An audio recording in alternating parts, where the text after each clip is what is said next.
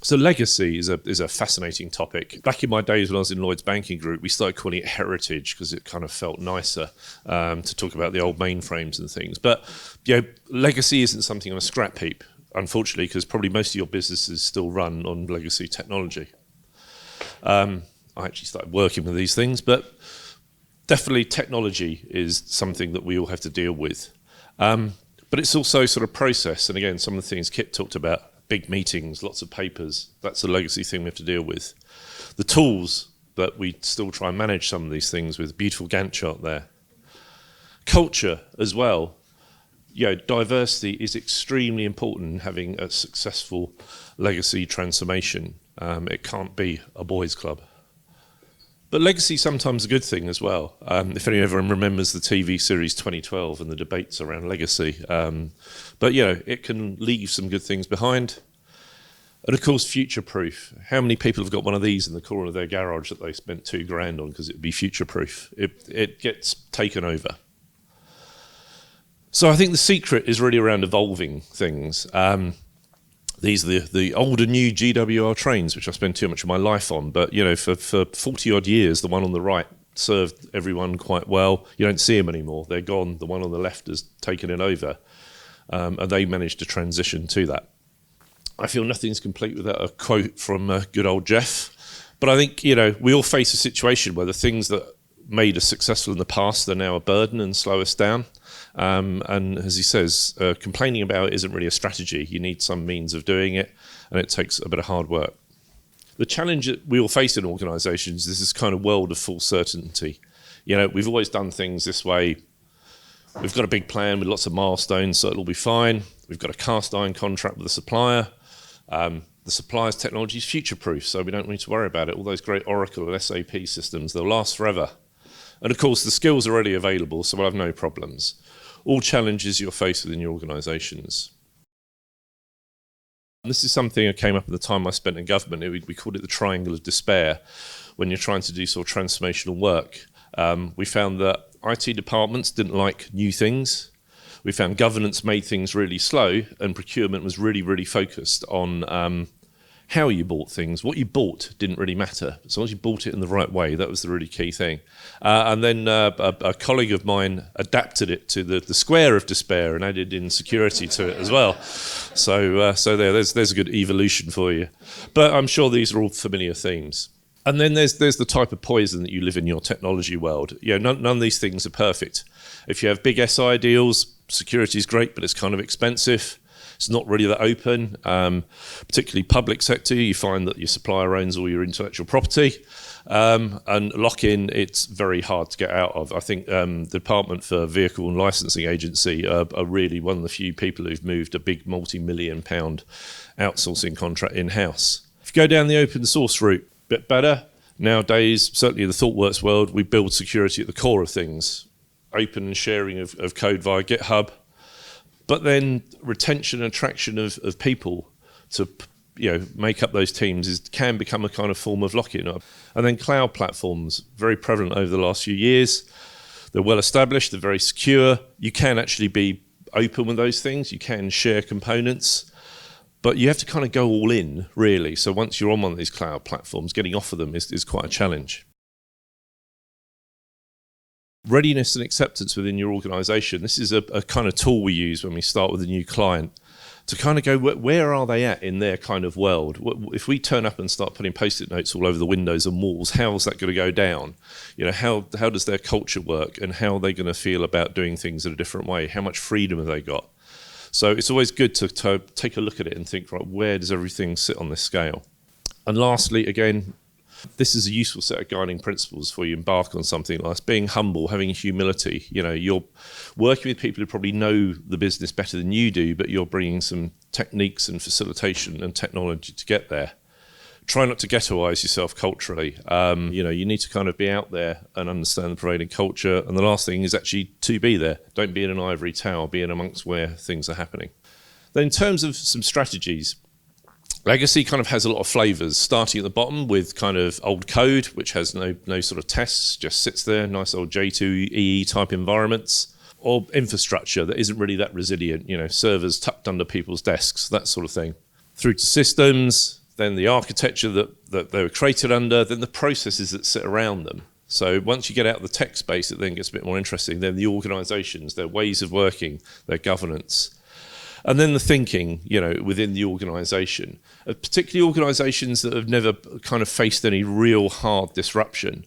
It's very hard to make a case to sort of do things differently if there is no real imperative to do it. So then there's the ambition. You've got several ways of addressing this, and they're not kind of mutually exclusive. You can use a combination of these. You can sort of tinker around with existing stuff, try and improve it. Make things a bit safer, make things a bit more secure, or you can go for a sort of a total replacement. So working with a client at the moment who is totally replacing a core system that runs about half of their business. They've taken a view to do it over 18 months, invested in it, and at the end of it, they'll turn a lot of stuff off. Or you could go for a gradual replacement over time. Each of those options has kind of different things, but you'll be unsurprised to hear that the ones that bring the most benefits have the highest risk and the highest cost, as it ever is in life.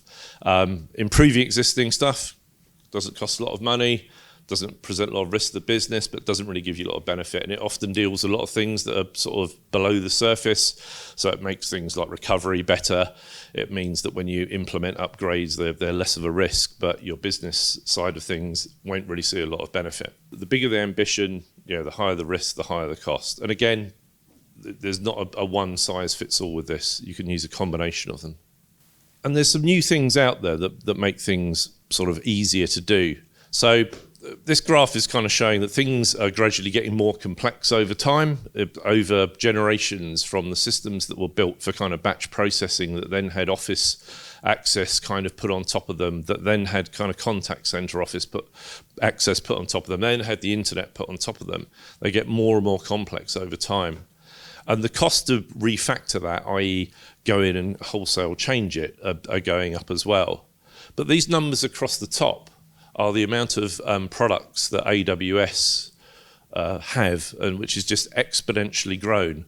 And what that's meaning is that the cost of rewriting some of the stuff gives you a toolkit. So you can get a lot of things out the box from Amazon, things like authorization or backups or snap copies or whatever, which you'd have to have written from scratch. If you move on to a platform like that, they have all these services that you consume, which then starts to drive down the cost of that rewrite and makes life a little bit easier.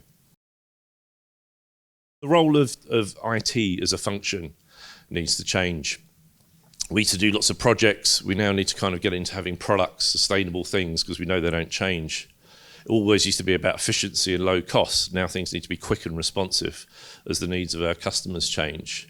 It used to be about putting outputs out there. I spent many years in Lloyd's banking group running projects that ran on time, on budget, to scope, but I'm not sure anything ever changed as a result of them, which is a bit depressing really, but it ticked all those sort of boxes. Business outcomes are now more important, Is it people getting what they need quicker? Are they getting it better? Are they getting a better price? Are we remaining competitive? And then around sort of spending patterns, big annual budgets, now much more iterative and based on the outcomes, so you get shorter projects. And then it used to be a handoff, the good old over the wall, as we used to call it. Now the teams stay together more as multidisciplinary teams and continue to work with that. So that world is changing, and you need to move to those models.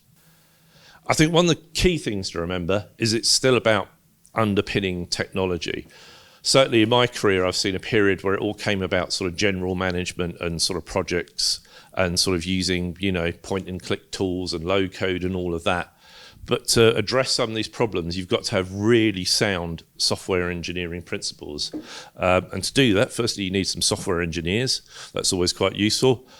But this graphic really just shows the sort of techniques and the approaches that you need to take to be able to have that sound engineering practice. But you've got to base it in good technology practice, because that's the real foundation for it.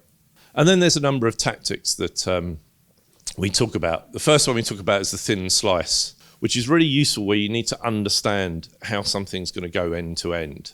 these are all the things you kind of need to consider when you embark on some sort of change in a technology environment. I'm not going to go through it all. It's just meant to show there's a lot. But what that looks like is you kind of just go top to bottom. So you address all the areas you're likely to hit when you embark on the bigger journey, but you learn very quickly and you understand that before you try and work out all the other stuff around it and realize that it's all too difficult and it's going to take years. So it gets you some early results, gives you some understanding of the complexity, and means you can show results to stakeholders, which means you'll get the backing to do the next thing.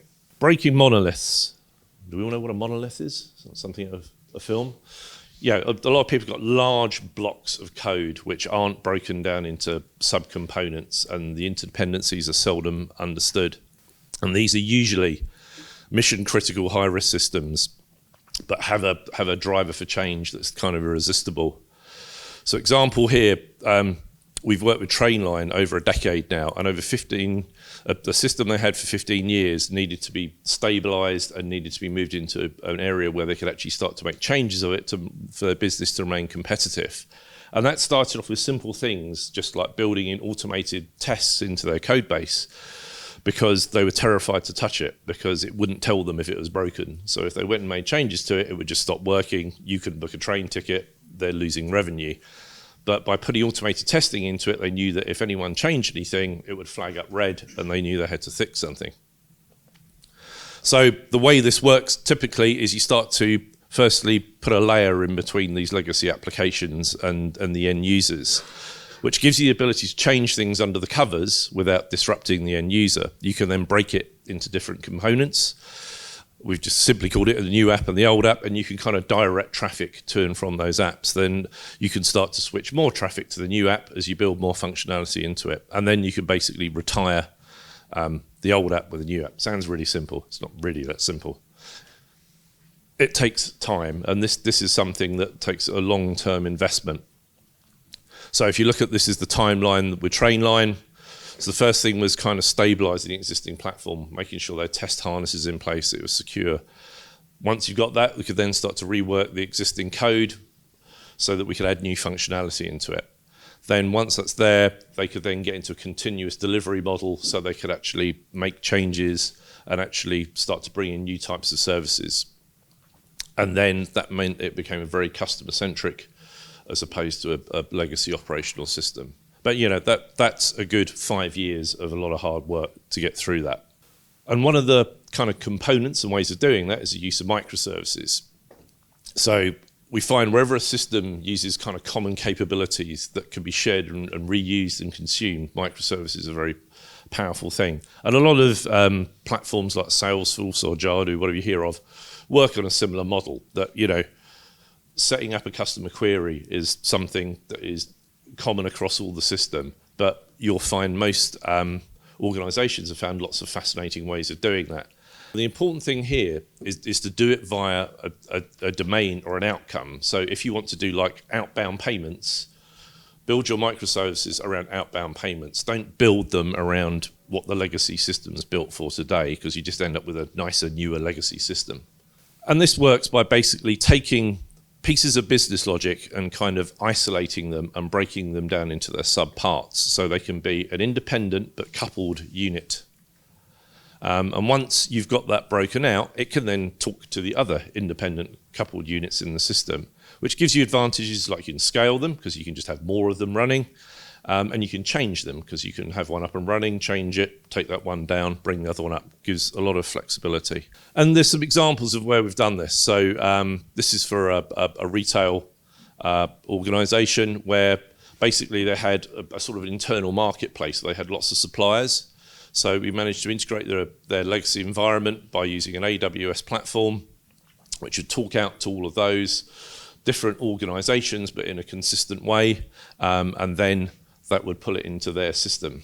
This is an interesting one. So using the word Salesforce and legacy in the same system, in the same sentence, is something I didn't think I'd do this early in its life. But again, we had a client in the automotive industry who basically found that even Salesforce had become a bit of a monolith to them, and they found that they had all this sort of spurious functionality they didn't want to use and want to move forward. So we looked at basically what they were trying to do and split those different functions out into microservices, and meant that they could actually have a much leaner smaller set of components that just did what they needed to do, but more importantly, they had the flexibility to actually change those without being part of a bigger system. Final one I'll talk about is probably a bit more revolutionary, but and I'm sure some of you have seen this, is the idea of building a new co, and certainly that's a tactic I've used in the past. You just need to make some wholesale change, and you're trying to tackle a lot of those organisational elements. And you know that the organisational inertia will kill whatever you're trying to do.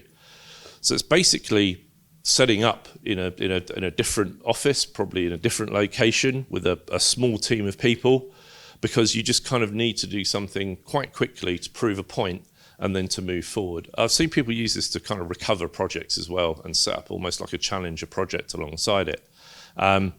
Personally myself, I was involved with Stephen in a thing called the Government Digital Service, where we set up a whole new bit of government in a different building with a different culture, different office setup, everything, and brokered a different set of rules to play by, which meant we could buy things in a different way, which meant we could work with lighter governance, which meant we could do things a lot quicker. A client of ours, Barclaycard, needed to do this because they wanted to launch new types of products. They wanted to get more into personal lending and have more flexibility around not just simply doing card-based products. And they just thought their existing organisation wouldn't be able to cope with that. So they set up a new organisation and built a very modern, internet-focused digital loans platform.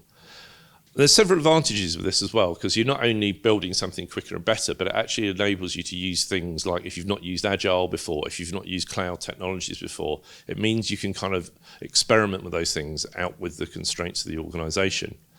And what's interesting for them, that once they built this thing, they found other bits of the business were kind of like, actually, we quite like that. Can we start putting some of our products and services on that as well? So it then becomes an attractor across the organisation. To try and summarise this, it's really important to know where you're starting from and be realistic in the ambition. Organisations can be big, hairy and scary things, and I think you need to understand that and have a business goal to kind of work to so it remains relevant. Alignment of your people and organising them well and training them well is all very key to this. Then know the environment and what solutions and tactics are going to work in the environment you've got. These are all different ways of doing things. Some will work for you, some may not work for you, but make sure you have the right ones. And finally, make sure you have a team that can kind of deliver outcomes horizontally. By that, I mean that instead of just replicating what you have now down probably existing silos, you have something that can work across the organisation and grow across the organisation. Because otherwise, you'll just end up with a lot of the same things, but probably on newer technology, which will still be out of date in 3 or 4 years, and you'll have to do it all again. So if you change the organisation at the same time and deliver that new type of organisation, then it's not future-proof because you can never have that, but it's adaptive to change and can evolve when the next wave comes along. Thank you.